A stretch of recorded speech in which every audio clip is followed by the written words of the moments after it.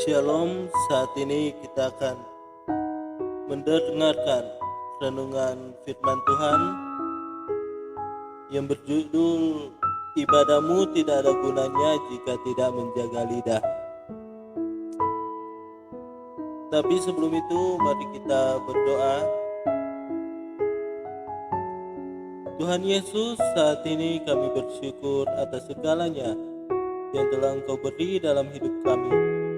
Saat ini Tuhan, kami akan mendengarkan renungan dari firman-Mu. Kiranya Engkau bisa membuat kami mengerti tentang kebenaran yang akan disampaikan. Terima kasih Tuhan. Ini doa kami. Haleluya. Amin. Mari kita masuk dalam renungan. Renungan kali ini berjudul Ibadahmu tidak ada gunanya jika tidak menjaga lidah.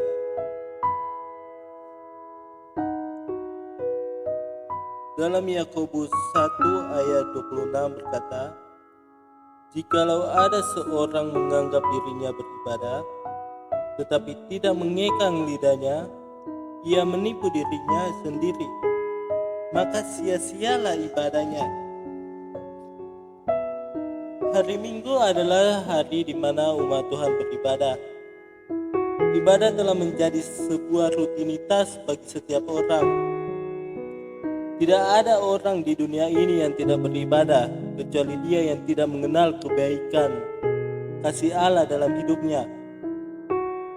Beribadah kepada Allah adalah sebuah prioritas utama bagi kita yang percaya kepadanya.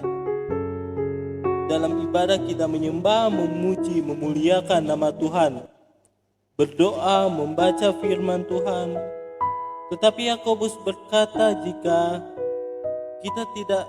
kita tidak menjaga lidah kita, maka sia-sialah ibadah kita. Jadi kenapa kita harus menjaga lidah?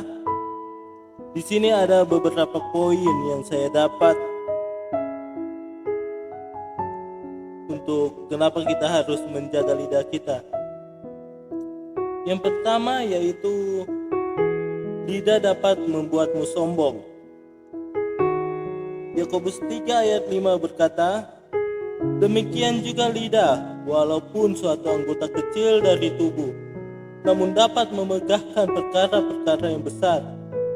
Lihatlah betapapun kecilnya api, ia dapat membakar hutan yang besar." Jadi bahwa lidah itu adalah anggota tubuh yang kecil, tapi dia dapat menimbulkan kesombongan dalam diri kita.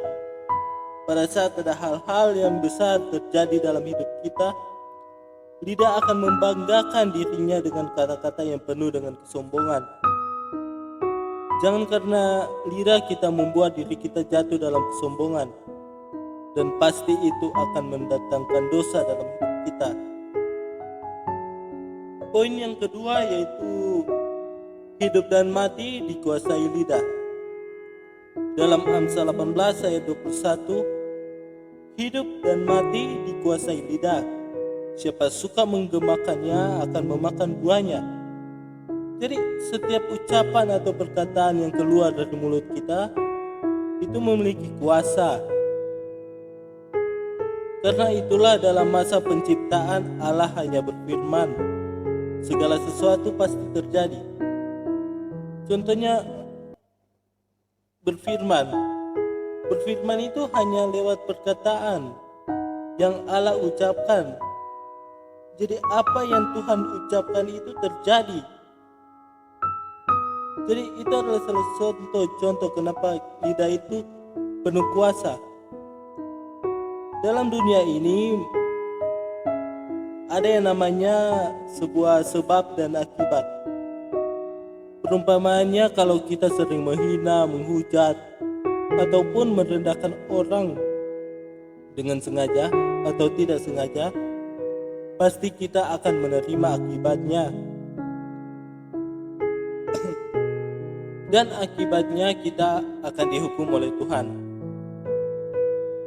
Dalam Efesus 4 ayat 29 berkata, "Janganlah ada perkataan kotor keluar dari mulutmu, tetapi pakailah perkataan yang baik untuk membangun, di mana perlu supaya mereka yang mendengarnya beroleh kasih karunia.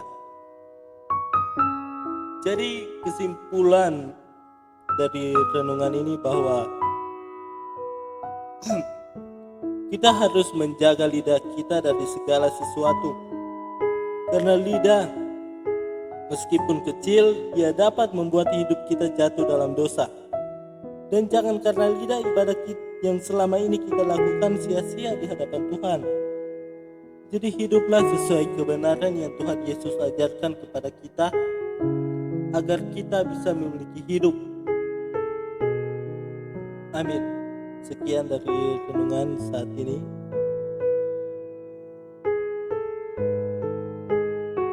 Mari kita berdoa. Ya Tuhan, kami telah selesai mendengar firman-Mu.